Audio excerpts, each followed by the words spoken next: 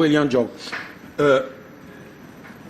Le juriste est là justement pour essayer de nous édifier, d'interpréter davantage, parce que moi personnellement, je ne suis pas avocat. Maître, que dit la décision du tribunal arbitral du sport, d'abord sur ces deux faits, la Panthère sportive d'Yaoundé et la Ligue de football professionnel du Cameroun? C'est clair et évident, et c'est écrit en noir et blanc, que les résolutions de l'Assemblée du 27 août sont nulles et de nulle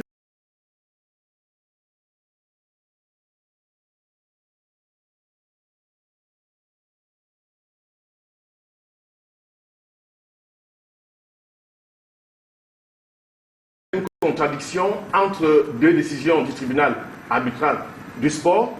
Même comme à l'instant, je n'ai pas encore vu cette première décision, mais il y a ce qu'on appelle en droit la jurisprudence.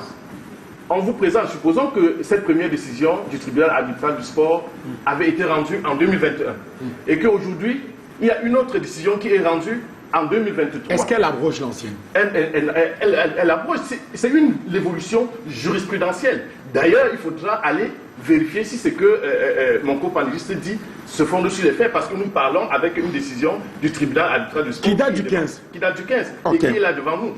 Maintenant, je voudrais rappeler à mon frère Job que les sentences du tribunal arbitral du sport, si la FECAFOOT s'entête à ne pas exécuter, il y a d'ailleurs une infraction sur le plan pénal, le refus d'exécuter une décision de justice devenue définitive. On n'en est pas encore justement sur les conséquences de ce qui va arriver si jamais la Fédération camerounaise de football justement ne s'exécute pas. Mais j'en reviens, je me retourne vers toi, Serge Ekwala. Restons sur le plan du jeu, parce que c'est important de le rappeler. Quelles conséquences? Quelles conséquences? Quand on sait que cette année, aux Interpools, on a Issocha, on a Bafmeng, qui sont désormais admis à évoluer en MTN Elite Tour. On a peut-être la Panthère sportive d'Yaoundé qui a connu une saison blanche et sèche. Mais je veux qu'on reste sur les conséquences. Serge, quelles conséquences pour cette décision sur le plan sportif? Vous savez, Mathieu, là aujourd'hui nous parlons d'une sentence prononcée par le TAS. Mais ce qu'il faut qu'on sache aussi, c'est que le TAS s'est beaucoup appuyé sur les éléments qu'ont fourni les plaignants. Okay. Vous comprenez? Parce qu'aujourd'hui, la FECAFOOT aura son mot à dire, parce que nous sommes sur un volet, sur un dossier où il y a deux volets. Aujourd'hui, quelle était la démarche de la Panthère d'Yaoundé par rapport à la suspension, à la sentence de la commission des litiges à la FECAFOOT? Parce que c'est la commission qui sanctionne la Panthère d'Yaoundé par rapport à une fraude. Et une fraude, et elle a été sanctionnée parce qu'elle va à l'encontre des règlements, de la loi de la FECAFOOT. Et la Panthère a saisi le tribunal arbitral du sport. Effectivement. Maintenant, quel élément la FECAFOOT va ramener auprès du TAS pour qu'on puisse réétudier le dossier par rapport aux éléments que la Panthère a présentés au TAS? Je ne vous coupe pas, mais elle a ramené des éléments qui lui ont donné raison. Oui.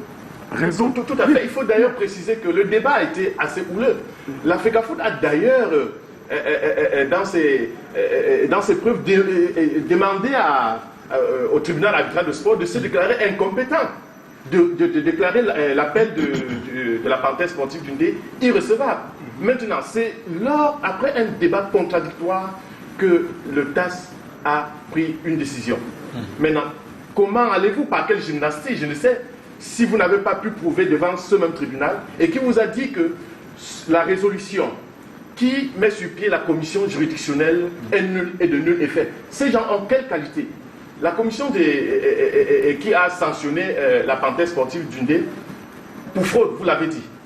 Le TAS est en train de vous dire qu'elle n'avait pas qualité pour le faire. Donc, c'est le statu quo, comme l'a dit Mathieu tout à l'heure, on revient à zéro, on reprend tout à zéro, et puis la seule chance qu'on a eue, c'est que les appelants ont d'ailleurs souhaité que ce tribunal arbitral du sport constate la vacance au niveau de la FECAFOOT. Ce qui ne s'est pas fait. Ça ne s'est pas fait, mais soyez-en rassurés. Le TAS a dit ceci: je ne suis pas compétent pour le faire, c'est l'Assemblée générale qui a qualité pour faire cela. Maintenant, comme l'exécutif de la FECAFOOT s'est mis à dos, plusieurs membres de cette assemblée. Est-ce que cette assemblée ne sera pas convoquée et va constater cette vacance? On n'en est pas encore là. On n'en est pas encore là. Pierre-Valéry Gassapi, je veux qu'on reste sur l'interprétation de cette sentence qui arrive de différentes manières. On écoute là Maître Corentin, on écoute également Aurélien Diok ou encore Serge Ekwala. Chacun a son interprétation justement de ces différentes sentences. Comment comprendre ces différentes interprétations?